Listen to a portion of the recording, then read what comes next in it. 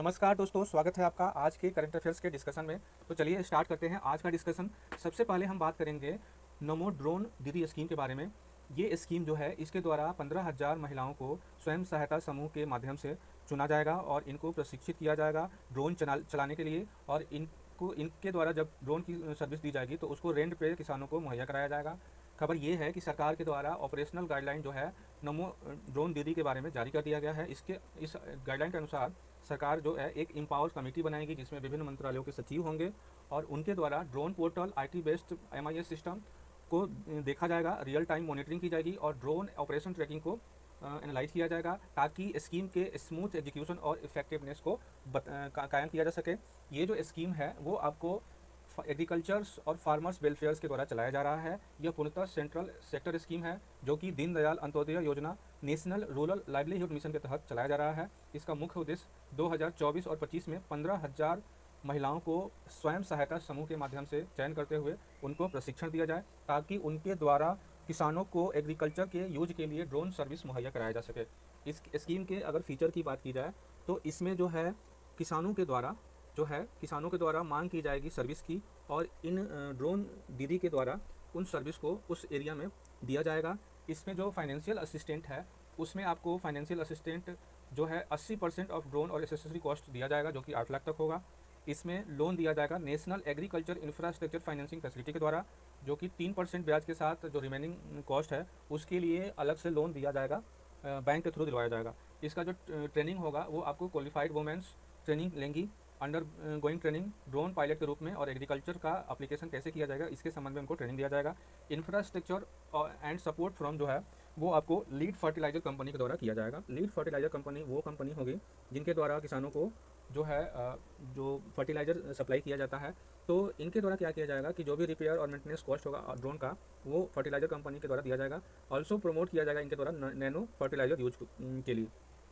इसके बाद हम बात करते हैं disaster risk reduction working group के बारे में।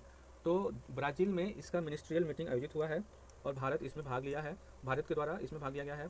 इसमें G20 मिनिस्टर्स और डेलीगेशन ने भाग लिया और इनके द्वारा एक डिक्लेरेशन को अडॉप्ट किया गया है, ministerial declaration that called for the greater action to implement Shanghai framework for disaster reduction risk reduction. तो संघाई फ्रेमवर्क को अप्लाई करने के लिए एक डिक्लेरेशन को अडॉप्ट किया गया है। इस डिक्लेरेशन में कहा गया है कि acknowledge need for mobilising financial resources, जो भी वित्तीय रिसोर्सेज हैं उनको सही तरीके से मोबिलाइज किया जाए। इसके अलावा adopting nature based solution, ecosystem based approach. तो इसके अलावा नेचर बेस्ड सोल्यूशन का मतलब ये होता है कि ऐसा सोल्यूशन दिया जाए जो कि प्रकृति को बिना नुकसान किए बिना जो है सस्टेनेबल रूप से चल सके और उससे न्यूनतम लॉस हो, इकोसिस्टम बेस्ड हो, प्रकृति को एकदम उससे कोई नुकसान नहीं हो। इस अगर बात की जाए G20 DRRWG की, तो इसको 2023 में भारत में जब G20 की अध्यक्षता में भारत के G20 अध्यक्षता में जब G20 का सम्मेलन हुआ था तो उसमें अपनाया गया था और ये आपको डिजास्टर रिस्क रिडक्शन के बारे में काम करने के लिए इसको अपनाया गया था। DRRWG जो है वो 5 प्रायोरिटी एरिया पे काम करेगा। सबसे पहले early warning system, disaster resilient infrastructure, DRR financing, disaster recovery, rehabilitation और रिकंस्ट्रक्शन, नेचर बेस्ड सोल्यूशन और इकोसिस्टम अप्रोच फॉर DRR।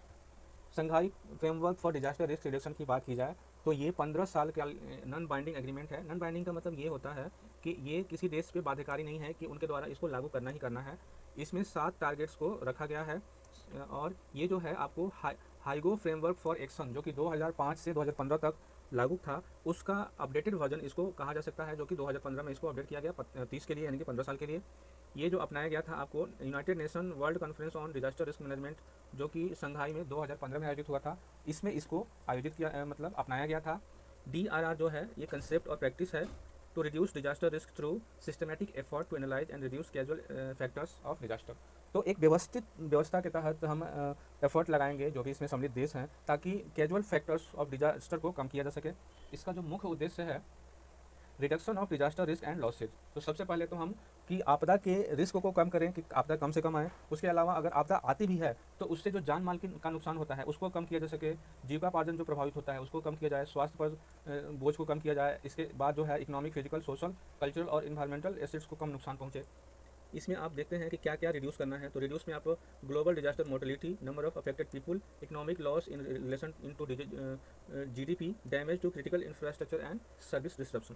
तो सबसे पहले तो डिजास्टर मोर्टेलिटी, मृत्यु दर को कम करना है। नंबर ऑफ अफेक्टेड पीपल, तो अगर हमारे पास अर्ली वार्निंग सिस्टम होगा तो हम ये पता लगा सकते हैं कि आपदा आने वाली है, और उस स्पेशल एरिया के जो भी पब्लिक्स हैं, जो भी लोग हैं, उनको जो है रिलोकेट किया जा सकता है ताकि उनके जीवन को बचाया जा सके। इकोनॉमिक लॉस को कम किया जा सकता है, किसी के जीविकापार्जन को, इंफ्रास्ट्रक्चर को नुकसान होने से बचाया जा सकता है। जो भी हम सर्विस डिस्टर्ब हो रहा है उसको कैसे जल्दी से जल्दी उसको और अधिक तरीके से चालू कर सके, इस संबंध में काम किया जा सकता है।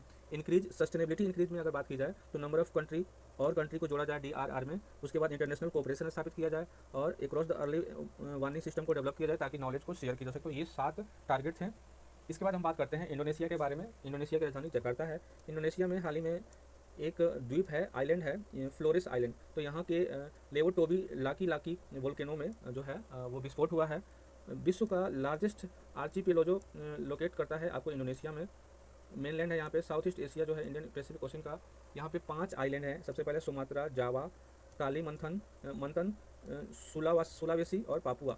इसके बाउंड्री की अगर बात की जाए तो ये आपको लैंड बॉर्डर इसमें आपको 3 देशों का मिलता है, जैसे ईस्ट में तिमूर, ईस्ट में आपको तिमूर, फिर आपको आ जाएगा न्यू पापुआ गिनी, ये आपको न्यू पापुआ गिनी, ईस्ट में आपको तिमूर, ये आपको ईस्ट में तिमूर, न्यू पापुआ गिनी, फिर आपको आ जाएगा मलेशिया, मलेशिया आ जाएगा। One of the founding member जो है जो सिंगापुर जो है, सॉरी इंडोनेशिया जो है वो आपको नैम का फाउंडिंग मेंबर है। नॉन अलाइंग मूवमेंट जो बहुत पहले साइन हुआ था तो उसका फाउंडिंग मेंबर इंडोनेशिया है। इसके जियोग्राफिकल लोकेशन की अगर बात की जाए तो ये आपको टेक्टोनिक प्लेट्स में intersection of shifting tectonic plates में रिंग ऑफ फायर्स में ये शामिल है, जिसके कारण यहाँ वोल्केनो इरप्शन और अर्थक्वेक जो है वो बहुत बड़ी मात्रा में आता है। यहाँ 100 से अधिक जो है ज्वालामुखी, एक्टिव ज्वालामुखी, सक्रिय ज्वालामुखी जो है, जिसमें मुख्य रूप से mount Merapi, mount कराकोआ।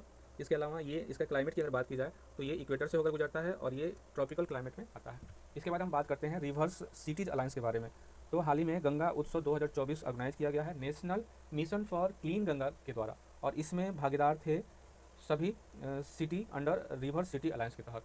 River city alliance की अगर बात की जाए तो ये एक संगठन है जिसमें 145 देश जो है, 145 नदी से संबंधित जो सिटीज़ हैं वो इसमें भाग लेते हैं। Open to all river cities of India, जो भारत के जो शहर हैं वो भाग लेते हैं। इनका जो मुख्य उद्देश्य है प्रमोट करना हेल्दी अर्बन रिवर्स को थ्रू, कैसे करेंगे तो rivers sensitive urban planning, contributing water secure cities and fostering include sustainable urban development, provides a platform to the member cities for sustainable management of urban rivers, sharing best practices and supporting innovation. तो ये इनके द्वारा best practices को अपनाया जाएगा ताकि best river sensitive चीज़ों को अपनाया जाए और नदी को बिना स्वच्छ और गंदा किए हुए जो अर्बन प्लानिंग है उसको सही तरीके से लागू किया जा सके।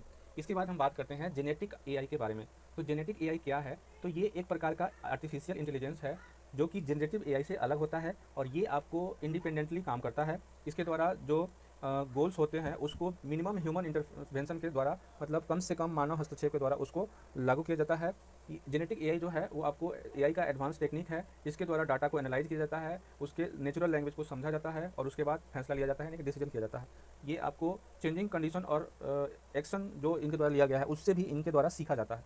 तो खबर ये है कि यूनाइटेड अरब अमीरात यानी कि यूएई की कंपनी है Abu Dhabi national oil company, और इनके द्वारा जो है अप्लाई किया गया है highly autonomous agentic artificial intelligence का इनके एनर्जी इंडस्ट्री में फॉर द फर्स्ट टाइम, मतलब पहली बार यूज़ किया गया है। ये आपको क्या करेंगे, इसमें allow system to operate autonomously and perform task on behalf of user. तो ये आपको इनको लगा दिया गया कि आप ऑटोमेटिकली टास्क परफॉर्म करो, जो यूजर्स हैं उनके बिहाफ, मतलब उनके बदले में आप इसको परफॉर्म करो। ये इनके द्वारा एक्शन ओरिएंटेड काम किया जाएगा, इंडिपेंडेंट डिसीजन लिया जाएगा, मेकिंग बियॉन्ड कंटेंट क्रिएशन। तो एआई के द्वारा कंटेंट क्रिएशन किया जाता है, लेकिन जेनेटिक एआई जो है उससे आगे बढ़ के खुद से फैसला ले सकता है। ये आपको जेनेटिव एआई से अलग है। जेनेटिव एआई जो है वो प्राइमरी फोकस होता है क्रिएशन रिलाइंग ऑन, मतलब कंटेंट क्रिएशन पे फोकस होता है। उसके बाद हमारे द्वारा जो इनपुट्स डाला जाता है जिसको प्रॉम्प्ट बोला जाता है उन पे उनका रिस्पॉन्स होता है, जनरेट किया जाता है। अगर एजेंटिक एआई की बात की जाए तो ये बिजनेस ऑपरेशन, हेल्थ केयर और साइबर सिक्योरिटी में काम करते हैं। इसके बाद इसके सिग्निफिकेंट की बात की जाए तो problem solving, adaptability, scalability, different application में इसको अपनाया जाता है। इसके बाद हम बात करते हैं थाडो ट्राइबल्स के बारे में। थाडो ट्राइबल्स के बारे में, तो थाडो ट्राइबल्स का कन्वेंशन रिलीज हुआ है, 10 पॉइंट डिक्लेरेशन को रिलीज किया गया है। ये इनके अस्तित्व को बचाने के लिए, इनके कल्चर को बचाने के लिए, इनका अस्तित्व जो है इम्फाल मणिपुर में है। थाडो जो है वो भारतीय इंडिजीनियस नन नागा ट्राइब हैं जो कि एसटी में आते हैं और ये इम्फाल वैली में पाए जाते हैं मणिपुर में। इनकी लैंग्वेज की बात की जाए तो थाडो लैंग्वेज जो है आपको तिब्बत बर्मन फैमिली से बिलोंग करते हैं। सीनो तिब्बतियन लैंग्वेज इनके द्वारा बोला जाता है। रिलीजन की बात की जाए तो गॉड पैथेन में ये बिलीव करते हैं। और थाडो सेटलमेंट जो है वो आपको मुख्यतः फॉरेस्ट में होते हैं। ये आपको villages are not arrange according to the establishment under plan with no marking perimeter. 2023 से इनको काफ़ी परेशानी हो रही है, क्योंकि मणिपुर में माइटी और कुकी जो कम्युनिटी में विवाद चल रहा है, तो इससे इनको काफ़ी परेशानी हो रही है। इसके बाद आज के फैक्ट की बात करते हैं। तो पहला जो फैक्ट है उसमें आपको दीपम 2.0 योजना को आंध्र प्रदेश के सीएम के द्वारा शुरू किया गया है, और ये योजना जो है मुफ्त गैस से संबंधित है, यानी कि इस योजना के तहत मुफ्त गैस का सिलेंडर बांटा जाएगा। इसके बाद अगला जो फैक्ट है, अतनु दास ने स्विस ओपन इंडोर तीरंदाजी टूर्नामेंट में कांस्य पदक जीता है। इसके बाद हम बात करते हैं अगले फैक्ट की। तो डोमो बोको ने बोत्सवाना के राष्ट्रपति के रूप में शपथ ली है। भारत की सीनियर टीम ने ब्रिज ओलंपियाड में रजत पदक जीता है। इसके बाद जापान जो है विश्व के पहले लकड़ी के उपग्रह का परीक्षण करने जा रहा है, जो टिकाऊ अंतरिक्ष प्रौद्योगिकी में एक महत्वपूर्ण कदम होगा। तो क्वेश्चन पूछा जा सकता है कि विश्व का कौन सा ऐसा देश है जिसके द्वारा लकड़ी के उपग्रह का परीक्षण किया जा रहा है, तो ये आपको जापान हो जाएगा। इसके बाद हम बात करते हैं इंडोनेशिया के नए राष्ट्रपति, जिनका नाम है प्रबोवो सुबियांटो, 2025 के भारत के गणतंत्र दिवस समारोह के मुख्य अतिथि होंगे। 2023 एआई तैयारी सूचकांक में भारत जो है 72वें स्थान पर आया है। अंतर्राष्ट्रीय श्रम संगठन की 352वीं शासित बैठक वर्तमान में जिनेवा में चल रही है। भारत अगले महीने श्रीहरिकोटा अंतरिक्ष स्टेशन से प्रोबा 3 नामक, याद रखिएगा, प्रोबा 3 नामक यूरोपीय अंतरिक्ष एजेंसी मिशन लॉन्च करेगा। यह मिशन सूर्य की परिधि के करीब सूर्य के धुंधले कोरोना का अध्ययन करेगा। भारतीय अंतरिक्ष सम्मेलन 3.0 आज नई दिल्ली में आयोजित हो रहा, मतलब भारतीय अंतरिक्ष सम्मेलन 3.0 जो है नई दिल्ली में आयोजित हुआ। भारत के द्वारा इसमें कहा गया है कि भारत का लक्ष्य आने वाले वर्षों में वैश्विक अंतरिक्ष अर्थव्यवस्था में अपना योगदान 2% से बढ़ाकर 10% करने का है। इसके अलावा भारतीय अंतरिक्ष अनुसंधान संगठन के आगामी मिशन के बारे में बताया गया है कि 2035 तक भारत अंतरिक्ष स्टेशन नामक एक भारतीय अंतरिक्ष स्टेशन का प्रक्षेपण करेगा। 2040 तक भारतीय अंतरिक्ष यात्री को चंद्रमा पर भेजने का प्लान है। इसके बाद अगली और लास्ट जो फैक्ट है, सुप्रीम कोर्ट के द्वारा यूपी मदरसा बोर्ड अधिनियम 2004 की संवैधानिक वैधता को बरकरार रखा गया है। इसको इलाहाबाद हाई कोर्ट के द्वारा यूपी मदरसा बोर्ड अधिनियम 2004 को असंवैधानिक करार दिया गया था। तो इसको जो है सुप्रीम कोर्ट ने कहा कि नहीं, इलाहाबाद हाई कोर्ट का जो फैसला है वो गलत है, और उस फैसले को अमान्य करार देते हुए इसको संवैधानिक रूप से सही पाया है और इसको वैध माना है। तो ये थी आज की डिस्कशन। मिलते हैं अगले डिस्कशन में, तब तक के लिए धन्यवाद।